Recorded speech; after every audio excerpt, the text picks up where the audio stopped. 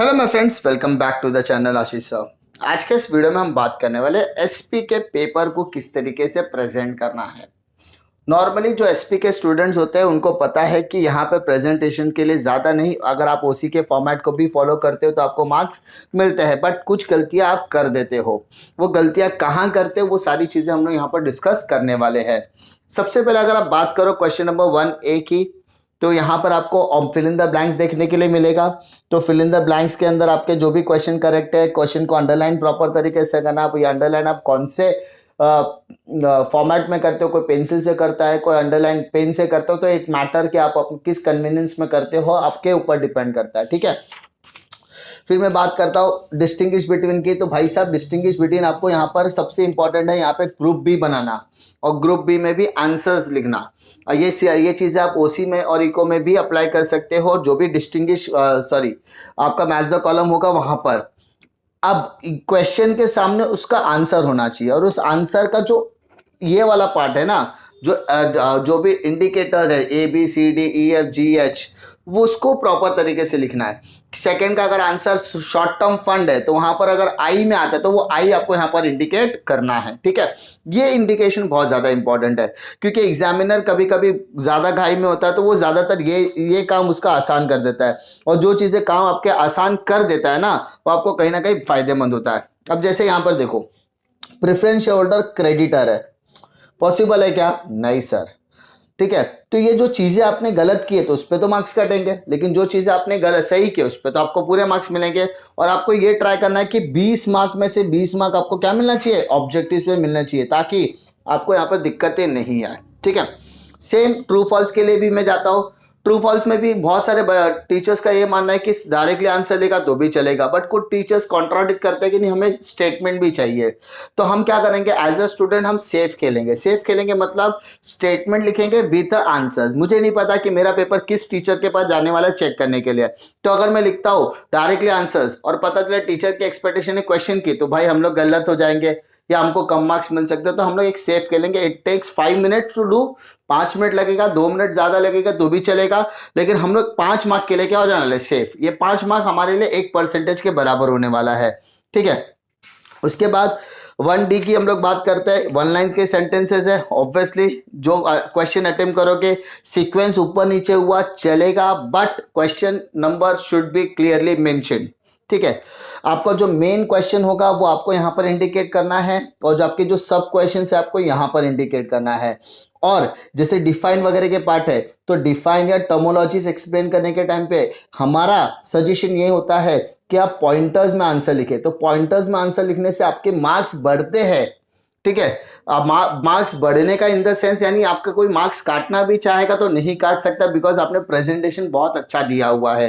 Presentation कोई decoration का competition नहीं होता, प्रेजेंटेशन होता है कि आपने किस वे में आंसर्स को लिखा हुआ है। और अगर आपका वे ऑफ प्रेजेंटेशन अच्छा है, लिखने का तरीका एकदम नीट एंड क्लीन है, तो आपके मार्क्स अच्छी तरीके से मिलने वाले हैं। ठीक है, इस तरीके से आपको यहाँ पर कुछ चीज़ें ध्यान रखनी है।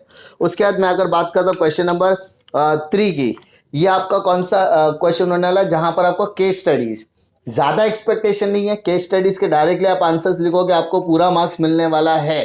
ठीक है, आप चाहो तो सारे क्वेश्चन एक ही पेज पे लिखोगे तो भी चलेगा, लेकिन आपको वो सारे आंसर्स प्रॉपर करेक्ट लिखने चाहिए।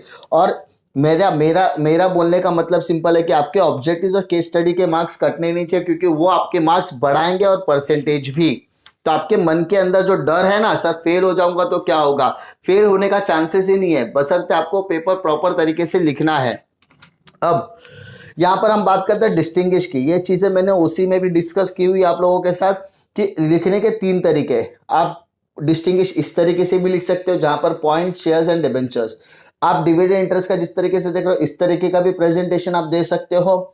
और तीसरा तरीका होता है इस तरीके का प्रेजेंटेशन देना।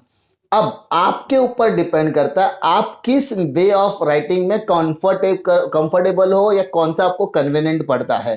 तीनों तरीके से आप लिख सकते हो, आपके ऊपर डिपेंड है कि आपको क्या वे ऑफ प्रेजेंटेशन अच्छा लगता है। ठीक है, तीनों में टीचर कंफर्टेबल है। 4 मार्क का आंसर है, तो as a teacher we are expecting कि मिनिमम 5 पॉइंट आप लिखो, मिनिमम 5 पॉइंट, और maximum we are expecting 7 points. Reason क्योंकि कोई पॉइंट छोटा बड़ा होता है तो इसके हिसाब से 5 to 7 पॉइंट्स अगर आप लिखते हो तो बहुत ज़्यादा कंफर्ट जोन में आप आराम से पेपर लिख सकते हो और without any hesitation. Paper check करना भी आसान हो जाता है क्योंकि आपने पॉइंटर्स कंटेंट लिखा है तो मार्क्स देना भी आसान है।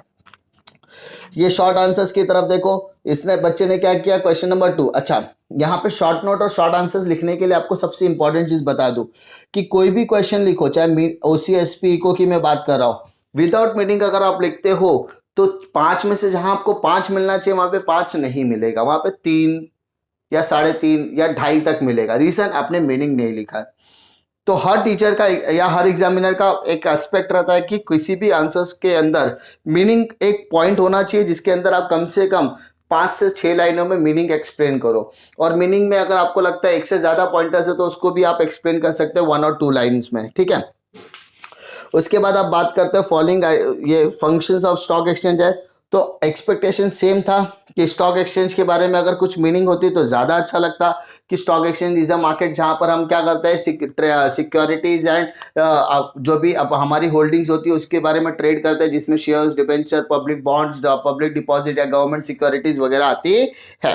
तो इस तरीके का अगर एक्सप्लेनेशन होता तो ज़्यादा बेटर होता। तो 4 में से 4 नहीं मिलेगा ऐसे अगर आप मीनिंग नहीं लिख रहे हो तो, ठीक है। फिर अगर आप जस्टिफाई कर रहे हो, रीजन लिख रहे हो, गिव रीजंस वगैरह के आंसर्स लिख रहे हो जिसमें आपके, तो वहां पर भी आपको प्रॉपर तरीके से पॉइंटर्स लिखना है। और एक पॉइंट लिखने के बाद सेकंड पॉइंट के बीच में अगर गैप होगा तो it will looking so much better, ज़्यादा अच्छा दिखाई देगा, ठीक है। तो वो सारी चीज़ें आपको थोड़ा सा एक क्यूरियस तरीके से लिखना है। जब मैं बात करता हूं कि क्यूरियस तरीके से लिखना है तो यहां पर आपका सब्जेक्ट नॉलेज बहुत ज्यादा इंपॉर्टेंट हो जाता है कि आपको कम से कम वर्ड्स में कैसे मैक्सिमाइज करना है, या आप कम से कम आंसर्स को बाहर करके मैक्सिमम किस तरीके से इसका इस्तेमाल कर सकते हैं, ठीक है। तो जैसे कोई बहुत सारे बच्चे होते हैं जो डिस्टिंग्विश पढ़ लेते हैं, उसी का इस्तेमाल आप डिबेंचर या शेयर्स या फीचर्स या गिव रीजंस या अदर आंसर्स में करते हैं, तो आप उस तरीके से भी इस्तेमाल कर सकते हो। बट आपको आंसर्स पूरी तरीके से इलैबोरेट करना है, एक्सप्लेन करना है। बट यहाँ पर आपका प्रैक्टिस भी इंपॉर्टेंट है। Practice makes man and women perfect. क्यों? क्योंकि अगर आप टाइम बाउंड में ज्यादा पेपर प्रैक्टिस करोगे, ज्यादा आंसर्स लिखकर प्रैक्टिस करोगे तो ऑब्वियसली टाइम लिमिट, टाइम के हिसाब से आपका पेपर हो जाने वाला है। अब हम बात करेंगे लेटर्स की, ठीक है। लेटर्स के अंदर आपको सबसे ज्यादा इंपॉर्टेंट होता है आपका ऊपर का हेडिंग। अब कंपनी के नाम के बाद कंपनी का एड्रेस और एक्सपेक्टेशन होता है कि CIN नंबर होना चाहिए, कंपनी आइडेंटिफिकेशन नंबर होना चाहिए। इसका एक डिटेल मैंने वीडियो ऑलरेडी बनाया हुआ है, उसको आप देख सकते हो, उस पर आपको अंदाजा मिलेगा। उसके अलावा टेक्स्ट बुक में जिस तरीके का फॉर्मेट दिया गया वो फॉर्मेट को भी फॉलो कर सकते हैं। देखो, लेटर लिखने का तरीका सारे सेक्रेटरीज का अलग अलग हो सकता है क्योंकि हर एक सेक्रेटरी को अलग अलग तरीके की ट्रेनिंग दी जाती है। वो अलग अलग तरीके की आर्टिकलशिप अलग अलग CS के अंडर करता है, कंपनी सेक्रेटरीज के अंदर करता है। तो फॉर्मेट लिखने का तरीका अलग हो सकता है, लेकिन आपका कंटेंट डिलीवरी, जो कंटेंट आपको बताना है वो कंटेंट आपका एक एक्यूरेट होना चाहिए, ठीक है। कि भाई अगर मैं कह रहा हूं कि मेरा लेटर बोनस शेयर के अकॉर्डिंगली है, तो मेरा बोनस शेयर बताने के लिए सबसे पहले लेटर के अंदर डेट ऑफ मीटिंग मेंशन होना चाहिए, ठीक है। मेरी बोर्ड ऑफ डायरेक्टर्स की मीटिंग हुई थी, मीटिंग का टाइप क्या है, एक्स्ट्राऑर्डिनरी जनरल मीटिंग है या एनुअल जनरल मीटिंग है, किस टाइप का मीटिंग है वो मुझे पता होना चाहिए, कौन सी डेट को मीटिंग हुई थी और बोनस शेयर्स कौन से रेशियो में डिक्लेयर किया गया वो। और मेरा सजेशन ये रहेगा कि अगर 1:1 लिखोगे तो ज़्यादा बेटर है कि अगर आपने 100 शेयर हेल्ड किया तो 100 अलॉट किया गया, 200 किया तो 200, 10 किया तो 10। तो इससे बहुत आसान हो जाता है आपको मार्किंग करना वगैरह सब कुछ, ठीक है। अब देखो, आपको 200 शेयर अलॉट किए गए, सिंपल सी बात है।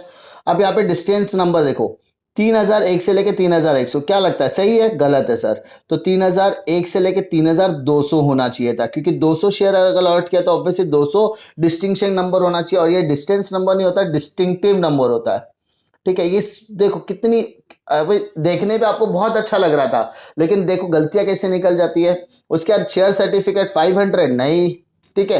तो ये सारी चीजें आपको बहुत अच्छी तरीके से ध्यान रखने की, माइनर मिस्टेक्स है और इस पर आपके मार्क्स कटते हैं, ठीक है। लेकिन तो ये सारी मिस्टेक आप अपने पेपर में बिल्कुल मत करना। अगर ये सारी मिस्टेक्स करते हो तो आपके मार्क्स कटेंगे, तो ऐसी एक्सपेक्टेशन मैं नहीं करता अपने बच्चों से। फिर यहाँ पर yours faithfully signature of secretary लिखना है, उसके बाद कंपनी का नाम वगैरह सब कुछ आने वाला है। सेम चीज़ एक्सपेक्टेशन में यहाँ पर भी करता हूँ, बाकी के लेटर्स को भी आप अच्छी तरीके से देखोगे, ठीक है। फिर यहाँ पर भी आपको लॉन्ग आंसर्स दिया है, ऑब्वियसली सर इसने मीनिंग लिखा है तो भाई एडअप हो गया, है ना। शेयर्स एंड उसके फीचर्स पूछा गया है तो शेयर्स की उसने मीनिंग लिखी है। अगर आपको डिफाइन याद है तो डिफाइन भी एक्सप्लेन कर सकते हो, आप लिख सकते हो। उसके बाद फीचर्स लिखो, फीचर्स में भी आपको दिक्कत नहीं आने वाली। अच्छा 8 मार्क का है तो एक्सपेक्टेशन रहता है कि भाई मिनिमम 8 पॉइंट तो लिखेगा, मैक्सिमम आपसे 10 से 12 पॉइंट एक्सपेक्टेड रहते हैं। तो आप अपने कन्वीनियंस के हिसाब से उतने मार्क्स लिख सकते हो, लेकिन आपका मेन फोकस होना चाहिए कि आपका 3 घंटे के अंदर पेपर कंप्लीट होना चाहिए। कुछ भी डिफिकल्टीज आती है, ठीक है, तो आप कमेंट सेक्शन में कमेंट ड्रॉप कर सकते हैं। और जो जो चीज़ों के बारे में मैंने आपके साथ आज डिस्कस किया उन सारी चीज़ों को आप अच्छी तरीके से फॉलो करोगे ताकि आप अपनी बोलते हैं ना पेपर में किसी तरीके की मिस्टेक नहीं करें और आपके मार्क्स बूस्ट होने चाहिए ना कि कम होने चाहिए। इन सारी चीज़ों को अगर आप फॉलो करते हो तो आने वाले एग्जामिनेशन में आपको अच्छे मार्क्स मिलेंगे।